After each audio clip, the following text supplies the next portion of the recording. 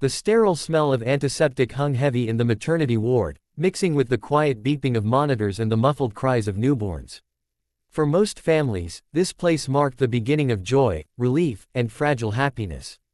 But for Alina, lying pale and exhausted in her hospital bed, it felt like a battlefield she never asked to enter. Only hours earlier, she had given birth to a baby girl after a long, painful labor. Her body trembled with fatigue, her heart with hope. She believed that no matter how complicated family relationships had been before, the birth of a child would soften even the hardest hearts. She was wrong. The door burst open without a knock. Her mother-in-law, Valentina, walked in with stiff posture and cold eyes, as if she were entering a courtroom rather than a maternity ward. She didn't look at the baby first. She didn't ask how Alina was feeling.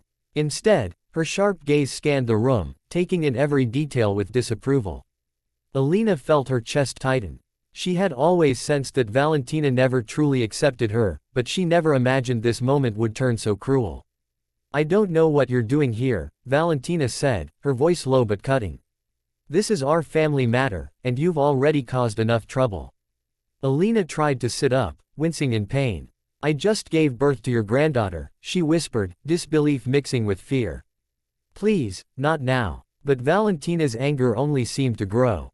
She stepped closer, her words spilling out like accusations she had been saving for years. She spoke of how Alina was never good enough for her son, how she came from the wrong background, how this child complicated everything. Nurses glanced in nervously but hesitated to interfere, unsure whether this was just another family dispute. "You should leave," Valentina snapped. "As soon as you're able, pack your things and go. My son deserves better. This baby, we'll take care of it." Those words hit Alina harder than the pain of childbirth. Tears blurred her vision as she instinctively pulled her newborn closer, shielding her with trembling arms. In that moment, she felt abandoned, humiliated, and utterly powerless. The room seemed to shrink, the walls pressing in on her as if echoing the cruelty of Valentina's voice. Then, unexpectedly, the door opened again. A man stepped inside, calm but commanding. He was dressed simply, yet his presence immediately changed the atmosphere in the room. It was Alina's father, Victor, whom Valentina had not expected to see. He had arrived quietly, having been called by a nurse who sensed something was terribly wrong. Victor took one look at his daughter's tear-streaked face and the infant in her arms, and his expression hardened. Valentina froze. For the first time, she had no words. Victor spoke slowly, each sentence measured and firm. He reminded Valentina that this child was not an object to be claimed, but a human being born to a mother who deserved respect. He spoke of dignity, of boundaries, and of the consequences of cruelty disguised as authority. His voice never rose, yet it carried more weight than Valentina's shouting ever could. "You're rushing to the wrong station," Victor said quietly. "If you think you can erase a mother from her child's life, you've already lost." Valentina stood motionless, her face pale. She opened her mouth as if to argue, but no sound came out. The confidence she had stormed in with vanished, replaced by stunned silence. Without another word, she turned and left the room, her footsteps echoing down the hallway like a retreat rather than a victory. Alina broke down in sobs, the tension finally releasing from her body. Victor sat beside her, gently touching her shoulder, assuring her that she was not alone and never would be. In that moment, the maternity ward felt less like a battlefield and more like a place of protection again. Far from that hospital, another kind of confrontation was unfolding under bright studio lights, watched by millions. On the set of The View, the atmosphere was anything but calm. What began as a seemingly ordinary discussion quickly escalated into a heated clash between singer Teddy Swims and host Joy Behar. The conversation turned tense as opinions collided, voices sharpened, and the studio audience fell into uneasy silence. Teddy, known for his emotional honesty and raw vulnerability in music, tried at first to explain his perspective calmly.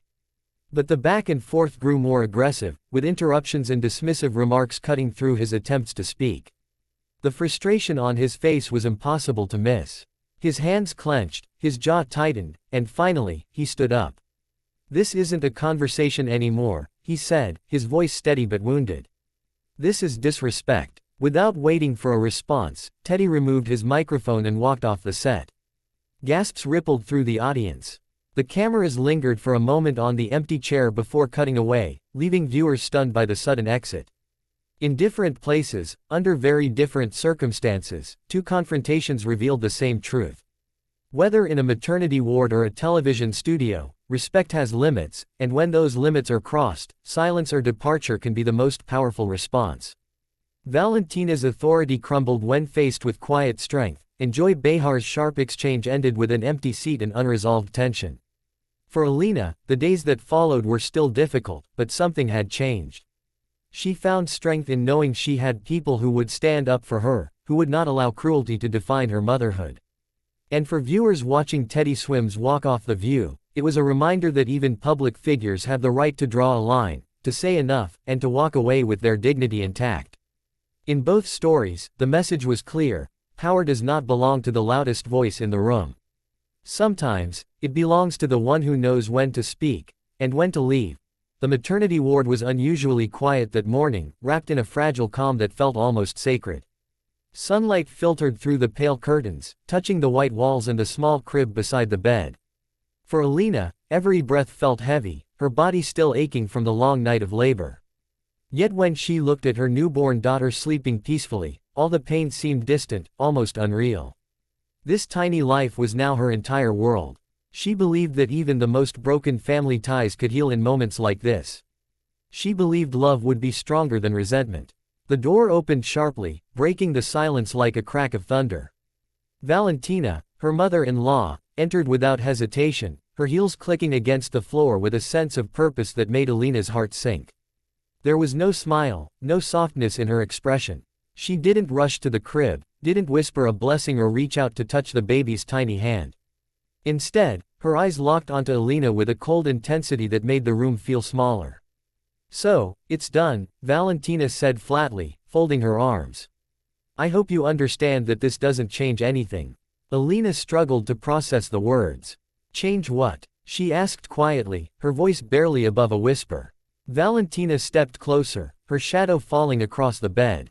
She spoke of disappointment, of shame, of mistakes that could not be undone. She accused Alina of trapping her son, of bringing chaos into their family, of being unworthy of the life she now held in her arms. Each sentence felt like a blow, landing harder than the last. "You don't belong here," Valentina finally said. "Not in this family. As soon as you're discharged, you should leave. The child will stay. We will raise her properly." Alina felt the world tilt. Her arms tightened instinctively around her baby, as if Valentina might try to take her right then and there. Tears streamed down her face, but she couldn't find the strength to argue. The exhaustion, the hormones, the shock of the cruelty all merged into a numb, suffocating pain. She had never felt so small. The tension in the room was unbearable when the door opened once more. This time, there was no anger in the movement, only quiet resolve. A man stepped inside, his gaze immediately drawn to Alina's tears.